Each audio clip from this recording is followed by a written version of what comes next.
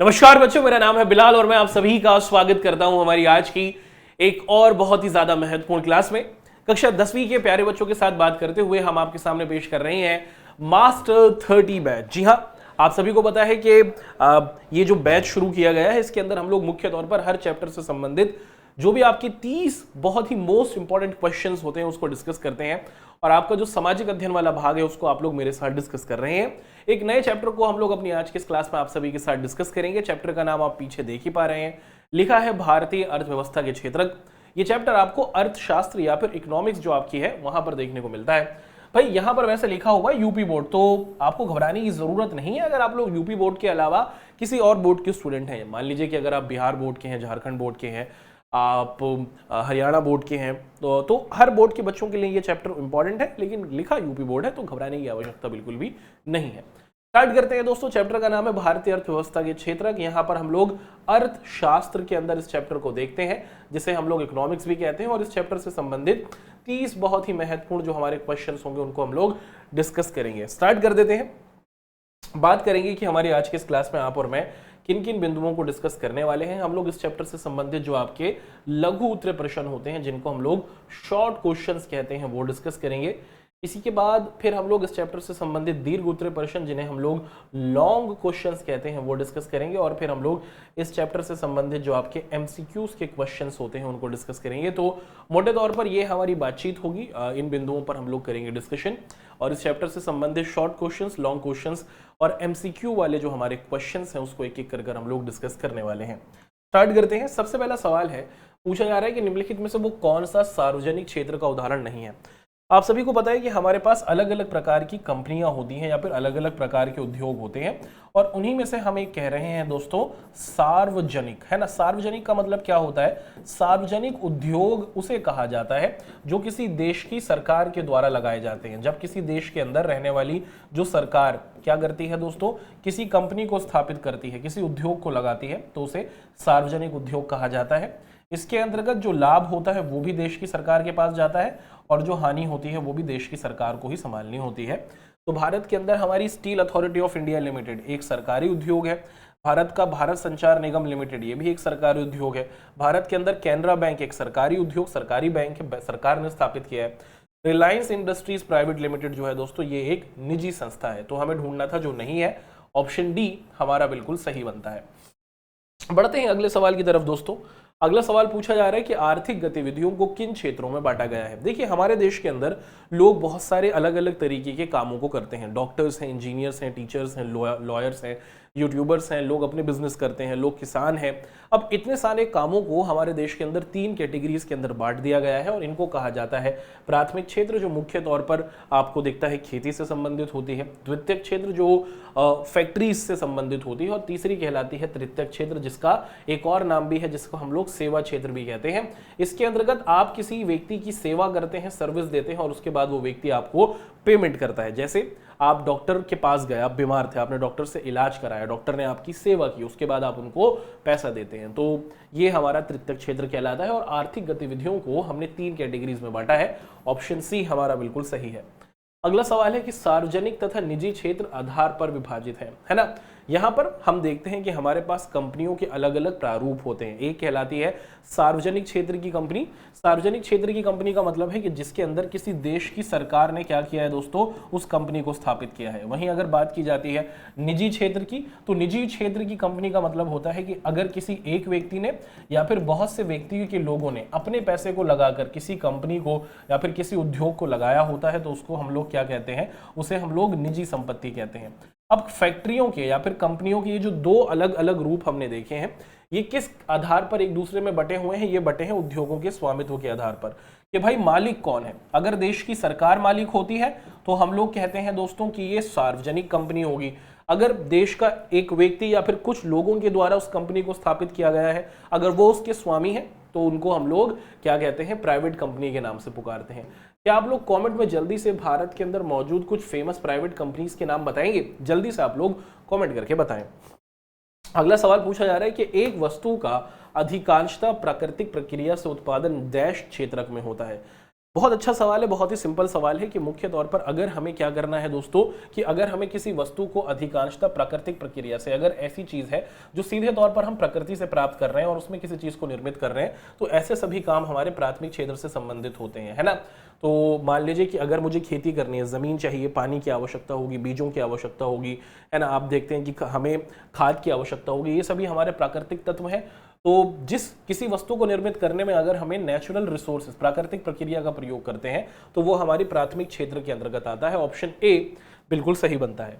अगला सवाल है कि जिस विशेष वर्ष में उत्पादित डैश के मूल्यों के कुल योग को जीडीपी कहा जाता है। बहुत अच्छा सवाल है और बहुत बार आप देखते हैं कि हमारे बच्चे इसके अंतर्गत कंफ्यूज हुए हैं।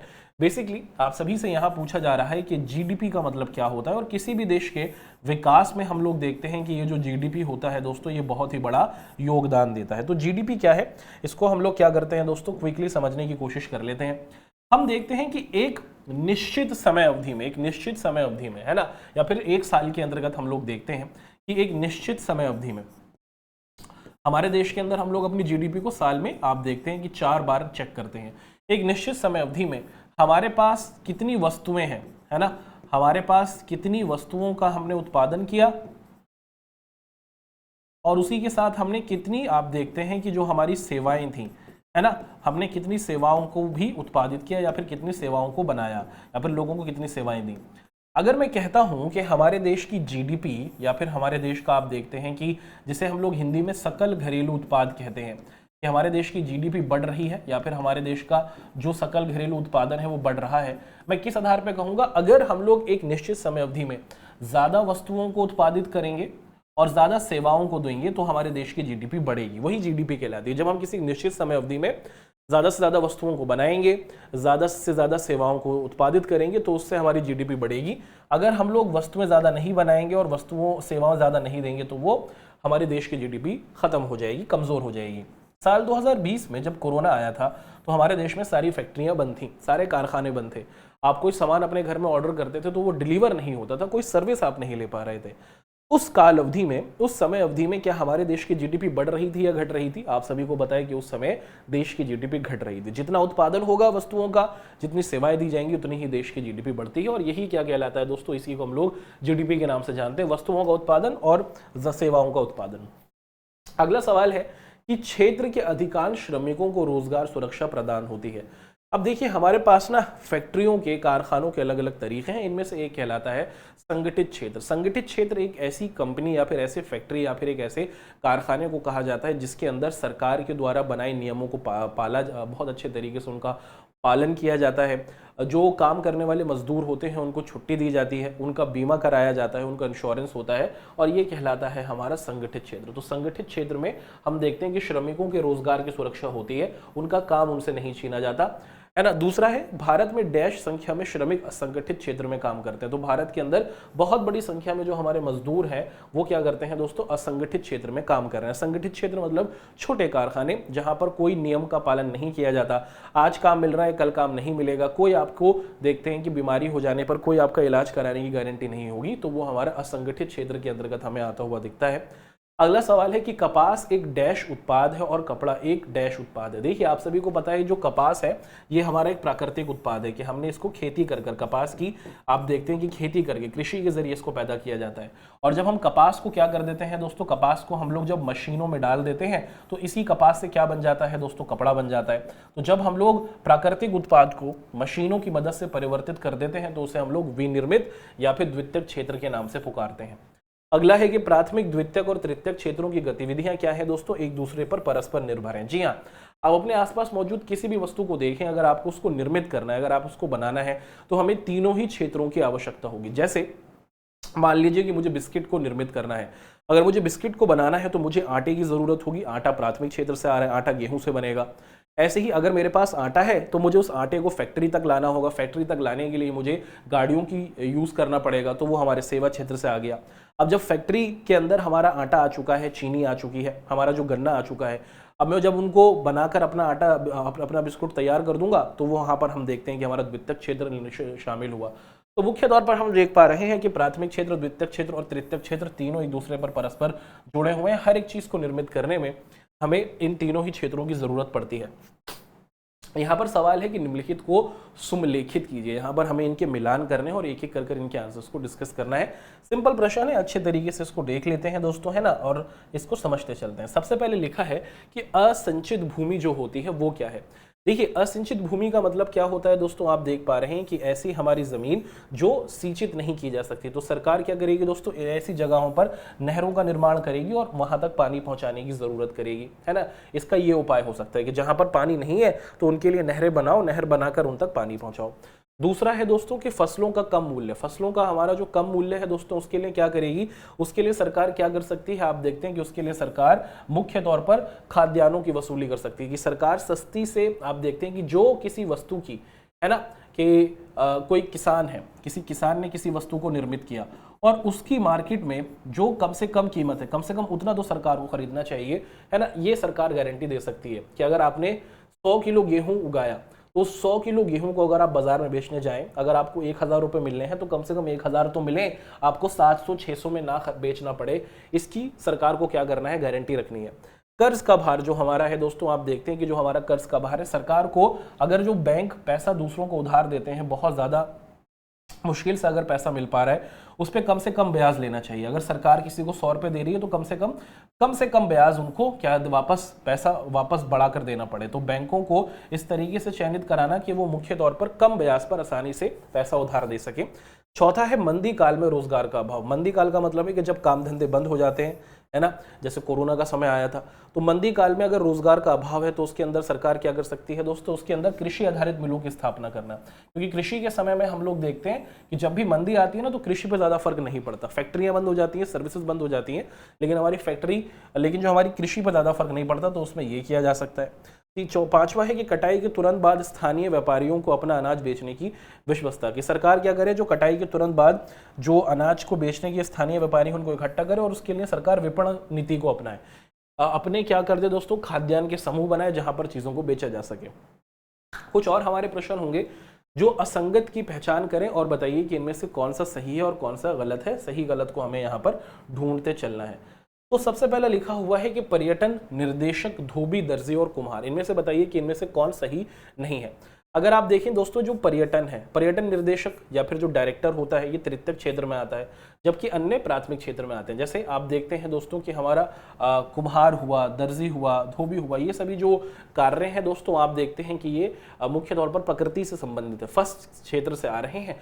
और जो हमारा पर्यटन निर्देशक है दोस्तों, आप देखते हैं कि ये इनसे मिलान नहीं खा रहा है ना।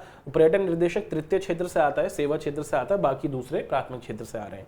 शिक्षक, डॉक्टर, सब्जी विक्रेता और वकील, इनमें से कौन सा अलग है, ये हमें देखना है। जो सब्जी विक्रेता है, जो सब्जी को बेच रहा है, ये प्राथमिक क्षेत्र से आ रहा है और बाकी सभी तृतीय क्षेत्र से आते हैं, तो हमें सब्जी विक्रेता को चूज किया।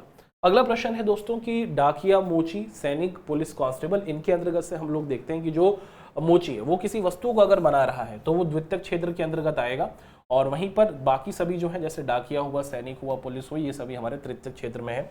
MTNL, भारतीय रेल, एयर इंडिया, सहारा एयरलाइंस और ऑल इंडिया रेलवे, इसके अंदर अगर हम देखते हैं, भारतीय रेल हुई, एयर इंडिया हुई, है ना, MTNL हुई, ऑल इंडिया रेडियो हुई, ये सभी सरकारी कंपनियां हैं। मगर ये जो सहारा एयरलाइंस है, ये एक प्राइवेट संस्था है। तो हमने जो इनमें से अलग था उसको हमने ढूंढा।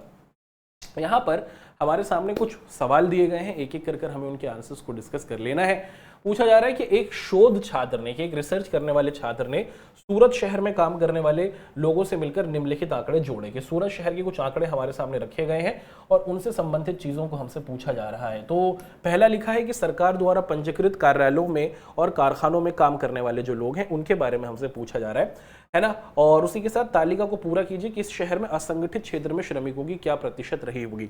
सबसे पहला है कि कार्यस्थान के लोग कहां कहां पर काम करते हैं। सरकार द्वारा पंजीकृत कार्यालयों और कारखानों में काम करने वाले, तो उनकी जो संगठित क्षेत्र में जो काम करने वाले हैं वो 15% हमें दिख रहे हैं। औपचारिक अधिकार पत्र, साहित्य बाजारों में, अपनी दुकान, कार्यालयों में जो क्लिनिक है, उनके श्रमिकों की संख्या आप देखते हैं कि 15% है। सड़कों पर काम करने वाले जो लोग हैं वो 20% हैं। अब हमें ढूंढना है कि हमें यहाँ पर श्रमिकों को परसेंटेज दे दिया, हमें बताना है कि क्या वो असंगठित है या फिर संगठित है। सबसे पहला है कि भैया अगर कोई सरकारी क्षेत्र में काम कर रहा है, सरकारी ऑफिस में काम करता है, तो वो संगठित क्षेत्र में आएंगे। वहां पर आपके काम धंधे तय है, काम के दिन तय है, आपकी सैलरी तय है और आपके काम की गारंटी मिलेगी। वहीं अगर कोई आपको दिखता है कि जहां पर जिसकी अपनी दुकान है या फिर वो किसी क्लिनिक में काम कर रहा है या फिर आपको दिखता है कि आपको किसी बड़े बाजार के अंदर किसी बड़ी दुकान में आप काम कर रहे हैं, तो वहां पर भी वो संगठित क्षेत्र होगा, आपके काम धंधे तय होंगे और आपको पूरे तौर पर आप देखते हैं कि एक सही चीज आपको मिलते हुए दिखेगी। तो ये भी संगठित क्षेत्र से संबंधित है और दूसरा वाला भी आप देखते हैं कि हमारा संगठित क्षेत्र से संबंधित रहा। ठीक है, ये दोनों ही हमारे क्या रहे दोस्तों, आप देखते हैं कि संगठित क्षेत्र से संबंधित रहे। तीसरा है कि अगर आप सड़कों पर काम कर रहे हैं, मजदूर हैं, क्या आपको काम की गारंटी मिलेगी? नहीं, तो ये आपका असंगठित क्षेत्र के अंदर हमें आता हुआ दिखेगा, है ना। और उसी के साथ आप देखते हैं कि जो छोटे छोटे लोग हैं जो सरकार के द्वारा पंजीकृत नहीं है, किसी के यहाँ भी काम कर रहे हैं, जो 50% के करीब हैं सूरत शहर में, तो वो भी असंगठित है। तो यहाँ पर कुछ ये आंकड़े इस तरीके से प्रस्तुत किए गए थे। अगला सवाल है, काफी अच्छा सवाल है दोस्त, इसको हम लोग डिस्कस कर लेते हैं। पूछा जा रहा है कि क्या आप मानते हैं कि आर्थिक गतिविधियों का प्राथमिक, द्वितीयक और तृतीयक क्षेत्रों में विभाजन की उपयोगिता है? क्या आपके हिसाब से हमें सच में हमारे यहाँ जो देश में अलग अलग तरीके से लोग काम करते हैं, क्या इन सभी अलग अलग कामों को हमें मुख्य तौर पर क्या करना चाहिए दोस्तों? हमने इन 3 कैटेगरीज में बांट दिया है। क्या इसके कुछ फायदे हैं या फिर नुकसान है, ये पूछा जा रहा है। भैया जी, इसके हम देखते हैं कि दोस्तों ये काफी ज्यादा उपयोगी है। अब हमारे अर्थशास्त्रियों को पता है कि दोस्तों हमारे अर्थव्यवस्था में बहुत सारे लोग हैं और बहुत सारे लोगों के अलग अलग काम है। अब हमने इन सभी कामों को 3 कैटेगरीज में बांट दिया है और इन हर एक कैटेगरी की अपनी कुछ समस्याएं हैं। तो अब हम इन 3 ही कैटेगरी पर ध्यान लगाकर क्या कर सकते हैं दोस्तों, इन मिलीजुली सूचनाओं के आधार पर समाज के लिए कल्याणकारी काम कर सकते हैं। जो सरकार है, अब उनको बहुत सारे कामों के लिए सोचने की जरूरत नहीं है। 3 हमारे क्षेत्र हैं, प्राथमिक, द्वितीयक, तृतीयक। इनमें जो कमियां होंगी उनको बेहतर करेंगे तो सभी में हमारी कमियों को दूर किया जा सकता है। तो ये काफी बेहतरीन तरीका है जिससे हम रोजगार और इससे संबंधित समस्याओं को कम कर सकते हैं। अगला सवाल है कि इस चैप्टर में आए प्रत्येक क्षेत्रों को रोजगार और सकल घरेलू उत्पाद, जिसे जीडीपी भी कहा जाता है, पर ही केंद्रित क्यों है, ये चर्चा कीजिए। कि ये जो पूरा का पूरा अध्याय रहा, ये कहीं ना कहीं इस बात पर टिका हुआ था कि देश के अंदर अलग अलग तरीके से लोग काम करते हैं और उसी के साथ साथ इन्हीं कामों की वजह से देश का जो विकास होता है या फिर देश की जो जीडीपी होती है वो टिकी होती है। अगर आप दुनिया के गरीब देशों को देखते हैं, अगर आप लोग दुनिया के, हम लोग क्या देखते हैं दोस्तों, हम लोग यहाँ पर एक एग्जाम्पल चेक कर लेते हैं। अगर हम लोग दुनिया के अमीर देशों को देखते हैं, अगर मैं आपसे कहूं कि आप दुनिया के कुछ समृद्धशाली या फिर अमीर देशों के बारे में बताइए, विकसित देशों के बारे में बताइए, तो आप कहेंगे सर अमेरिका हुआ, जापान हुआ, आप कहेंगे सर रशिया हुआ, फ्रांस हुआ, कनाडा हुआ, ऑस्ट्रेलिया हुआ, न्यूजीलैंड हुआ। ये कुछ ऐसे देश हैं दुनिया के जो समृद्ध देश कहलाते हैं, अमीर देश कहलाते हैं। अगर मैं आपसे कहूंगा कि दोस्तों दुनिया के कुछ गरीब देशों के नाम बताओ, तो आप कहेंगे कि सर सूडान हुआ, भूटान हुआ, है ना, नेपाल हुआ। ये कुछ ऐसे देश हैं जो कहीं ना कहीं आपको कमजोर दिख जाते हैं। अब अगर मैं आपसे पूछूं कि जिन देशों को आप अमीर देश कह रहे हैं, आखिर इन्होंने ऐसा क्या किया? भाई, इन लोगों ने अपने लोगों को क्या किया दोस्तों? आप देखते हैं कि इन लोगों ने अपने लोगों को काम दिया। जी हाँ, इन देशों के अंदर जो अधिकतर जनसंख्या है उनके पास काम रहा। जब इनके पास काम रहा, जब यहाँ पर बड़े स्तर पर कारखानों को खोला गया, उद्योगों को खोला गया, जब लोगों के पास काम रहा तो लोगों के पास पैसा आया, लोगों के पास पैसा आया तो लोग अब क्या रहे दोस्तों, गरीब नहीं रहे और ये देश धीरे धीरे अमीर होते गए। वहीं अगर बात की जाए इन देशों के जो गरीब हैं, यहाँ पर अभी भी क्या है दोस्तों, काम धंधों को स्थापित नहीं किया गया है, लोगों को काम नहीं दिया गया है। तो अगर लोगों के पास काम नहीं होगा तो आप सभी को पता है कि दोस्तों क्या होगी, उस देश की जीडीपी या फिर आप देखते हैं कि उस देश का विकास पूरे तौर पर संभव नहीं हो सकता। अगर आपको वास्तविकता में लोगों को अगर आप काम प्रोवाइड करा देंगे, प्रदान करा देंगे, तो आपको पता है कि आपके देश के अंदर देश का भी विकास होगा और लोगों का भी विकास होगा, जिसको हमने इस एग्जाम्पल के तहत आपको समझाया। बढ़ते हैं आगे। अगला सवाल पूछा जा रहा है कि जीविका के लिए काम करने वाले अपने आसपास के वयस्कों के सभी कार्यों की लंबी सूची बनाइए, उन्हें आप किस तरह से वर्गीकृत कर सकते हैं, अपने उत्तर बताइए। तो हमारे आसपास अलग अलग तरीके के लोग हैं जो अलग अलग कैटेगरी में रहते हैं, अलग अलग काम करते हैं। मान लीजिए कि भैया किसान है, कोई दूध वाला है, कोई मछली का बेचने वाला है, तो ये सभी हमारे प्राइमरी सेक्टर यानी कि प्राथमिक क्षेत्र में आएंगे। फैक्ट्री में काम करने वाला कोई व्यक्ति हुआ, इंजीनियर हुआ, फोरमैन हुआ, ये सभी हमारे सेकेंडरी क्षेत्र में आएंगे। चार्टर्ड अकाउंटेंट जिसे सीए कहा जाता है, टीचर हुए, बैंकर हुए, ये सभी हमारे टर्शरी सेक्टर या फिर जिसे हम लोग सेवा क्षेत्र भी कहते हैं, उसके अंतर्गत हमें आते हुए दिखते हैं। ठीक है, आपको क्या करना है दोस्तों, आपको कमेंट करके बताना है कि आपके माताजी या फिर पिताजी कौन सी कैटेगरी के अंतर्गत कार्य करते हैं, प्राथमिक क्षेत्र, द्वितीयक क्षेत्र या फिर तृतीयक क्षेत्र, जरूर कमेंट करके बताइएगा। अगला सवाल है कि तृतीयक क्षेत्र अन्य क्षेत्रों से किस प्रकार भिन्न है, ये आपको उदाहरण सहित बताना है। तो दोस्तों एक बहुत ही अच्छा सवाल है, बहुत बार पेपर में इस तरीके से आपसे बोला जाता है कि आपको क्या कर लेना है, आपको इनके बीच में डिफरेंस को क्रिएट करना है। तो अगर हम लोग ध्यान से देखें कि जो हमारा तृतीयक क्षेत्र होता है, जिसे हम लोग सेवा क्षेत्र भी कहते हैं, इसमें सबसे बड़ा डिफरेंस क्या है दोस्तों, इसके अंदर हम लोग मुख्य तौर पर किसी भौतिक वस्तु को निर्मित नहीं करते, हम यहाँ पर किसी वस्तु को निर्मित नहीं करते हैं। इसके अंदर क्या किया जाता है दोस्तों, इसके अंदर हम लोग लोगों की सेवा करते हैं और इसके लिए किसी मशीन की जरूरत हमें पड़ती हुई नहीं दिखती है। लोगों की सेवा की जाती है और सेवा के बाद लोगों को उनकी सैलरी मिलती है, पैसा मिलता है, जैसे डिजाइनर हुआ, शेफ हुआ, टीचर हुआ।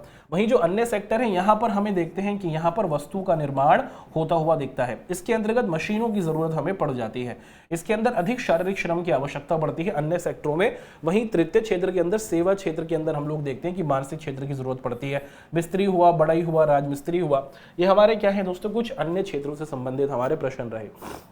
अगला है कि नरेगा 2005 के उद्देश्यों से आप क्या समझते हैं, इसको हमें क्या करना है दोस्तों, आप सभी के सामने यहाँ पर दर्शाते हुए चलना है। ठीक है, एक अच्छा सवाल है, इसको हम लोग यहाँ पर डिस्कस कर लेते हैं। देखिए, हमारा देश एक ऐसा देश है जहां पर जनसंख्या बहुत तेजी के साथ बढ़ती गई। दुनिया में आज के समय में भारत एक ऐसा देश है जहां पर सबसे ज्यादा लोग रह रहे हैं, और अगर हमने अपने देश के अंदर मौजूद हर एक व्यक्ति को काम नहीं दिया तो देश में गरीबी बनी रहेगी। देश के अंदर लोगों में अगर काम नहीं होगा तो देश एक गरीब देश रहेगा। देश के लोग गरीब रहेंगे तो देश भी गरीब रहेगा।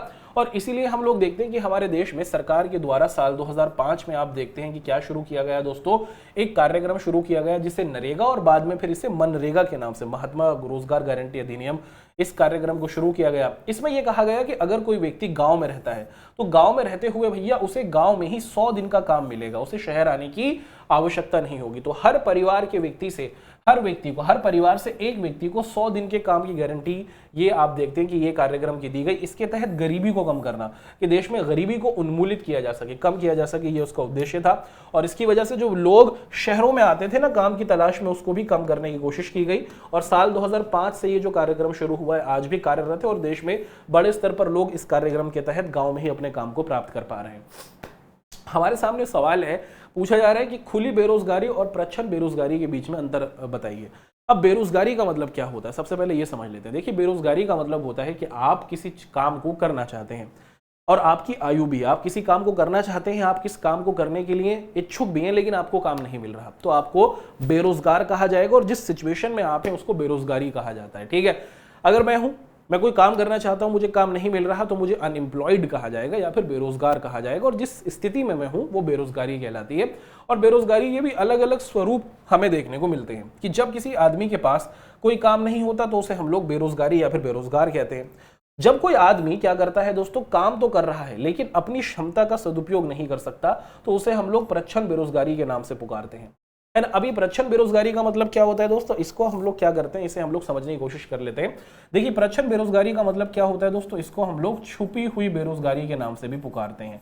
ठीक है, और वहीं पर हमें क्या दिख रहा है दोस्तों, वहीं दिख रहा है खुली बेरोजगारी। खुली बेरोजगारी का मतलब है कि कोई आदमी है, उसे काम मिल रहा है, वो कहेगा भाई मुझे काम ही नहीं करना, मेरा दिल ही नहीं चाह रहा, पैसे कम दे रहा है ये, है ना। कोई ऐसा व्यक्ति जिसे काम मिले मगर वो अपनी इच्छा के अनुरूप क्या करे दोस्तों, काम तो मिले मगर वो काम नहीं करना चाहे, तो ऐसे स्थिति को हम लोग खुली बेरोजगारी कहते हैं। वहीं प्रच्छन्न बेरोजगारी या फिर छुपी हुई बेरोजगारी का मतलब होता है कि आप काम में लगे हुए हैं लेकिन आपके शामिल होने से उत्पादन पर कोई फर्क नहीं पड़ रहा, इसको हम लोग समझते हैं। जैसे मान लीजिए कि एक खेत है और इस खेत के अंदर हमें दिखता है दोस्तों कि 5 लोग मिलकर क्या कर रहे हैं, खेती करते हैं, या फिर आपको दिखता है कि ये लोग गेहूं को क्या करते हैं, या फिर आपको दिखता है कि ये फसल को काटते हैं, है ना। 5 लोग हैं, एक दिन में ये लोग क्या करते हैं, इस खेत के अंदर लगभग 100 किलो जो हमारा अनाज होता है उसकी सफाई कर लेते हैं। हमने क्या किया दोस्त, हमने ना एक दिन इनमें से 2 लोगों को क्या किया दोस्तों, काम पर नहीं भेजा, सिर्फ ये 3 ही लोग काम पर गए। और इन 3 लोगों ने भी क्या किया दोस्तों, इन 3 लोगों ने भी 100 किलो गेहूं को साफ कर लिया। तो भैया इसका मतलब क्या हुआ, इसका मतलब ये हुआ कि ये जो 2 लोग थे ना, है ना, जो ये 2 लोग थे, ये क्या है दोस्तों, ये बेरोजगार हैं। दिखने से लग रहा है कि ये काम में शामिल है, लेकिन इनको हटा देने से या इनके शामिल हो जाने से उत्पादन पर कोई फर्क नहीं पड़ा। इसे प्रच्छन्न बेरोजगारी या फिर छुपी हुई बेरोजगारी के नाम से पुकारा जाता है ना। दिखने से लगता है कि भैया काम में है, लेकिन जब इनको काम से हटा दिया या फिर काम में शामिल किया तो उत्पादन पर कोई फर्क नहीं पड़ा, इसे प्रच्छन्न बेरोजगारी कहा। और खुली बेरोजगारी का मतलब है कि भैया काम मिल रहा है, अपन को काम करना ही नहीं है, इसी को हम लोग खुली बेरोजगारी कहते हैं। अगला सवाल है दोस्तों कि असंगठित क्षेत्र में श्रमिकों का शोषण किया जाता है, ये सवाल हमारे सामने है ना। दूसरा सवाल है दोस्तों कि असंगठित क्षेत्र में श्रमिकों का शोषण किया जाता है, क्या आप इस बात से सहमत हैं। देखिए दोस्तों, हमारे पास अलग अलग तरीके की फैक्ट्रियां होती हैं और उन्हीं में से एक फैक्ट्री कहलाती है जिसे हम लोग असंगठित क्षेत्र के नाम से पुकारते हैं, जिसके अंदर आप देखते हैं कि काम के घंटे तय नहीं होते हैं, एक आप देखते हैं कि जो आपकी तनख्वाह होती है वो भी तय नहीं की जाती, मालिक जो मर्जी चाहे वो पैसे दे देता है, आपको छुट्टियां नहीं मिलती हैं, लंबे समय तक काम की गारंटी नहीं होती है, आपको कोई सामाजिक सुरक्षा भी नहीं मिलती है कि अगर आप चोटिल हो गए, बीमार हो गए, आपकी मृत्यु हो गई तो आपका परिवार का इलाज होगा। तो हाँ, असंगठित क्षेत्र के अंदर जो मजदूर होते हैं उनका शोषण किया जाता है, उनको बड़े स्तर पर दबाया जाता है। अगला सवाल है कि आर्थिक गतिविधियां रोजगार की परिस्थितियों के आधार पर कैसे वर्गीकृत की गई है। तो आर्थिक गतिविधियां जो हैं, हमने रोजगार की स्थिति में क्या किया दोस्तों, इनको दो कैटेगरी में बांट दिया। एक कहलाती है संगठित क्षेत्र, जहां पर सरकार के नियम कानून, काम के घंटे तय है, सैलरी तय है। असंगठित, जहां पर सरकार के नियम लागू नहीं होते हैं, अपनी मनमर्जी से काम कराने वाला काम कराता है, काम की कोई गारंटी नहीं होती है, इसे हम लोग असंगठित क्षेत्र में की कैटेगरी में रखते हैं। यहां पर पेपर में कुछ इस तरीके से आपको अपने आंसर को प्रेजेंट करना होगा। बहुत महत्वपूर्ण सवाल है दोस्तों, आप देखते हैं कि बहुत बार आपके प्रश्न में पूछा गया है। तो सबसे पहले हम लोग क्या करते हैं, इसको समझने की कोशिश कर लेते हैं। आपसे पूछा जा रहा है कि संगठित क्षेत्र और असंगठित क्षेत्र में आपको अंतर बताना है, इनकी तुलना करनी है। सबसे पहले संगठित क्षेत्र के बारे में हम लोग देखते हैं। इस क्षेत्र के अंदर आप देखते हैं कि एक सिस्टम, सरकार के बनाए जो नियम कानून होते हैं उनको बहुत ही सही तरीके से उनका पालन किया जाता है। इस तरीके की जो कंपनी होती है वहां पर जो सरकार के नियम होते हैं उनके अनुसार ही चलना होता है। श्रमिकों को आप देखते हैं कि जो इस तरीके की फैक्ट्री में काम करने वाले मजदूर होते हैं उन्हें सामाजिक सुरक्षा मिलती है, उनका इंश्योरेंस होता है, बीमा होता है, बीमार पड़ने पर इलाज कराया जाता है और नौकरी सुरक्षित रहती है, काम की पूरी गारंटी रहती है। बात की जाए असंगठित क्षेत्र की, तो इसके अंदर कोई भी गारंटी आपको नहीं मिलती है, सरकार के द्वारा बनाए कोई भी नियम इसके अंदर लागू नहीं होते हैं। जो काम कराने वाला है वो अपनी मनमर्जी से काम कराता है और कोई भी आप देखते हैं मजदूरी भी तय नहीं होती, बहुत कम मजदूरी दी जाती है, सामाजिक सुरक्षा तो मिलती ही नहीं है, आपको कोई बीमा नहीं कराया जाता, बीमार हो जाता तो कोई इलाज नहीं कराया जाता और नौकरी भी आपकी कोई सुरक्षित नहीं रहती है। तो ये दोनों अंतर आपको इस तरीके से पेपर में लिख देने हैं। अगला सवाल है, अपने क्षेत्र में एक उदाहरण देकर निम्न तालिका को पूरा कीजिए और चर्चा कीजिए। आपके सामने यहाँ पर क्या दिया जा रहा है दोस्तों, पूछा जा रहा है कि आपको बताना है कि आपके आसपास कुछ सार्वजनिक क्षेत्र की कंपनियां और निजी क्षेत्र की कंपनियां, वो बताइए। तो एनटीपीसी जो है दोस्तों, आप देखते हैं कि एक सुव्यवस्थित संगठन है और ये एक सार्वजनिक क्षेत्र से संबंधित है। ऐसे ही बीएसएनएल जो है दोस्तों, वो भी आपको दिखता है कि एक संगठन है जो सार्वजनिक क्षेत्र से संबंधित है।